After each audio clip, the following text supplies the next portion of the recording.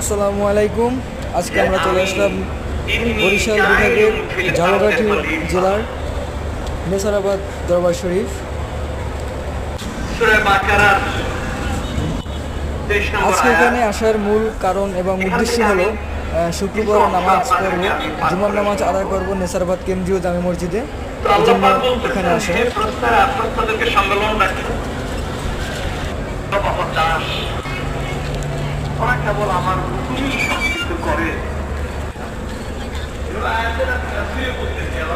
নেসারাবাদ যেমন নামের দিক দিয়েও খ্যাতি অর্জন করেছে, তেমনি রয়েছে তার ভিতরে সৌন্দর্য এবং আদর্শে ভরা কিছু নিয়মনীতি।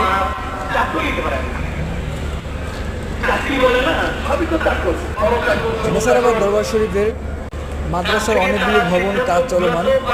এখানে ভবিষ্যতে মাদ্রাসা নির্মাণ করা হবে।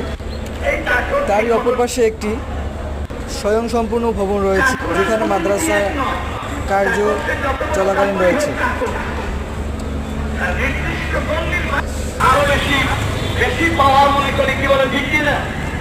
তার থেকে বেশি একটি মনোমুগ্ধকর দৃশ্য নেসারাবাদ গেট দিয়ে ঢুকতে তার পাশে একটি ফুলের বাগান রয়েছে এবং তার সামনে মাদ্রাসা, তার অবস্থিতে নেসারাবাদ কেন্দ্রীয় জামে মসজিদ এবং মাঠটা বেশ অনেকটা বড়,